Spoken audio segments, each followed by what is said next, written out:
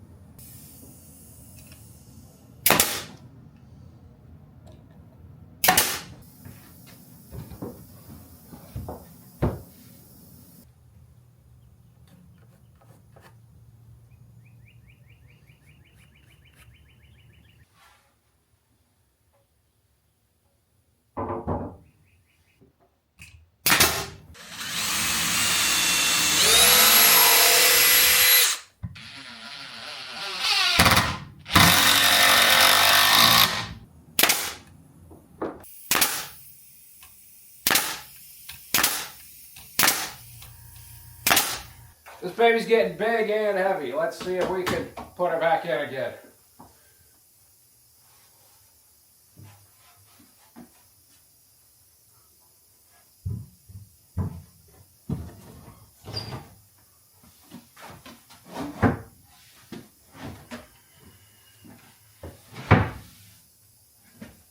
So I'm very happy with the fit. It's a little twisted right now and it'll need attached to the wall, obviously, but it's real tight all the way around.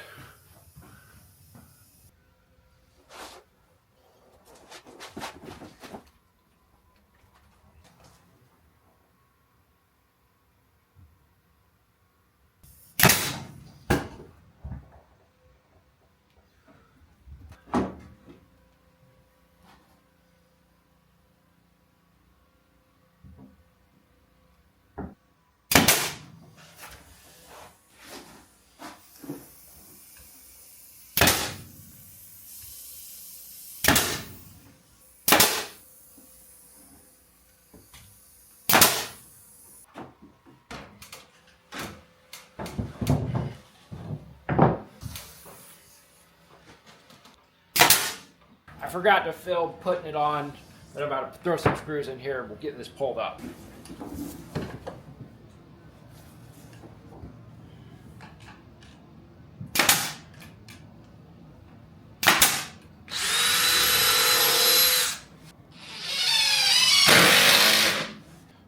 Here it is. Now we still got to sand and finish it. You can see a lot of the joinery is pretty tight, but if you look real close, some of it is lacking. But I cut all this with a skill saw, so not too shabby, I'm gonna say. This is probably the worst part right here. It just didn't join up that tight. But hey, I started off as a wood floor refinisher. I know how to make these cracks fill in and disappear. It'll look great. Here's one door here. You can see we've got 1, 2, 3, 4, 5, 6, 7, 8 pieces. And I pre-cut all of it. I pre-sand all of it. And then I take it inside, assemble it all, and then we slide the whole thing into place as one piece. You can see I've got my casings and jambs pre-cut and attached together. And I don't do a reveal on these. I've heard a lot of people say, oh, you need the reveal.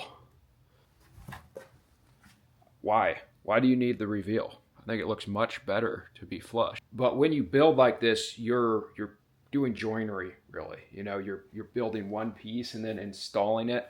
That's way different than me putting one piece up, pin nailing it into the jamb, and then trying to put the next piece on. That's never going to work. You know, it's way faster, but it's just not the level of craftsmanship that I am after personally. So we'll go ahead and put the rest of the pieces together and have one solid unit here. Try not to smear it. Got it where I want it, and bang.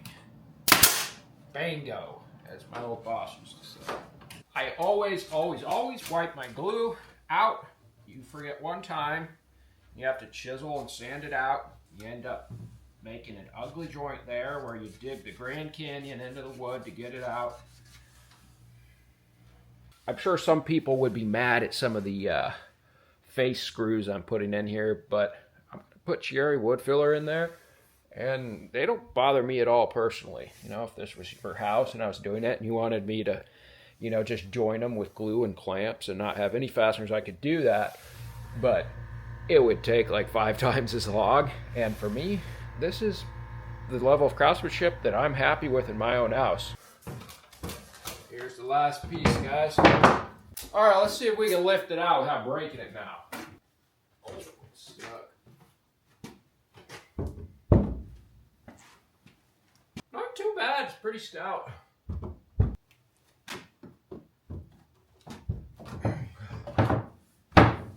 And I'm gonna leave them unattached until we paint, actually, so I don't have to cut in. I'll just pull them out, paint, put them back in, shoot them on. I'm not gonna caulk them or anything. It'll save me probably 5-6 hours. I'm putting this bunk in, this window in, and I don't know if it's gonna come back out again because this is a snug fit, and I've altered it a little bit since it was in the frame. We'll find out.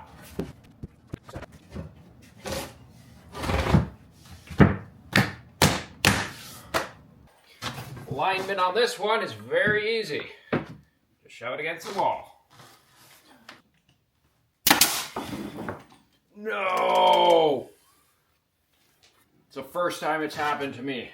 Cut out the side. I hate that. No! Okay, not another nail. Lesson in the story, when these start shooting out the side, stop. It's the wood grain. I don't know why I did that. It's so dumb. Luckily, it's in a low visibility area, so we're just gonna clip it.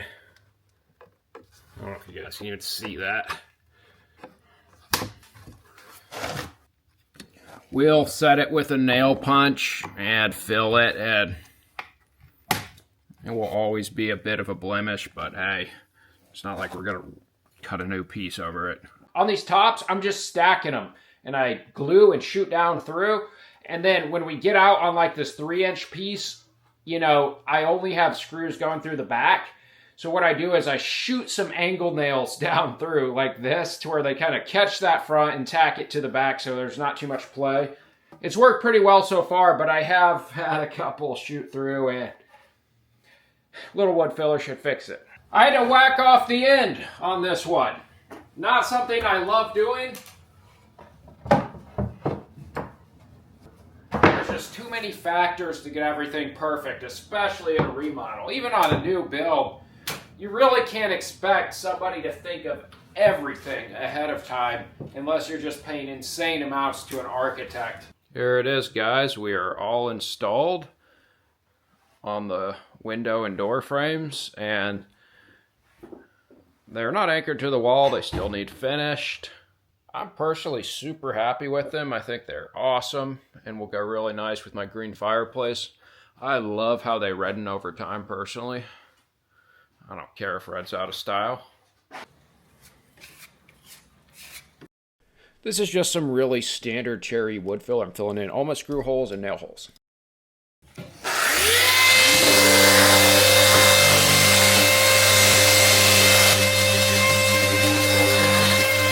I did 3 coats on these things. The first one was Zinsser Universal Sealer, and then I did 2 coats of a water-based finish on top. This product is a de-waxed shellac, and I love it as a sealer. It's very thin, but it provides a little bit of an amber tone to whatever you finish with it, and it dries almost immediately. After 2 coats, got a braid to get a real smooth finish. This is a 220 screen, just ran them down by hand. And then we clean it off and do our final coat and try to make sure there's no runs and absolutely nothing gets in it.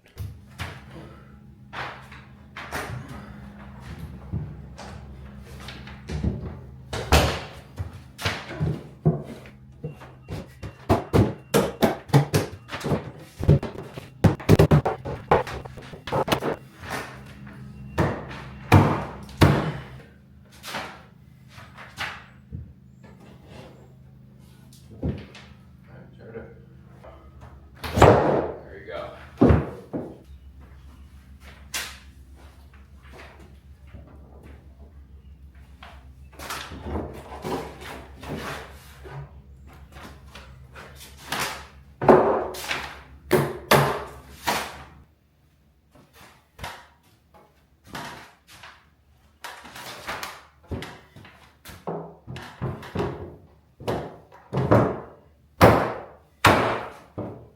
Here it is, guys. You can see the curl in the cherry, and I was just absolutely thrilled with how it turned out. In total, this is about $1,200 of wood, and I think it was absolutely worth it. You know, you can always go to Home Depot and get some primed lumber and shoot it together, caulk it, and paint it. But my goal with this trim is for people to walk in and say, wow, is that the original trim? That's what I want them to say. How do you guys think I did? Would I fool you, or is it like, no, they wouldn't have used that? Guys, if you like this video, you might also like the video where I'm building this green tile fireplace that you just barely see in these videos. So go ahead and click on it right now and watch it next.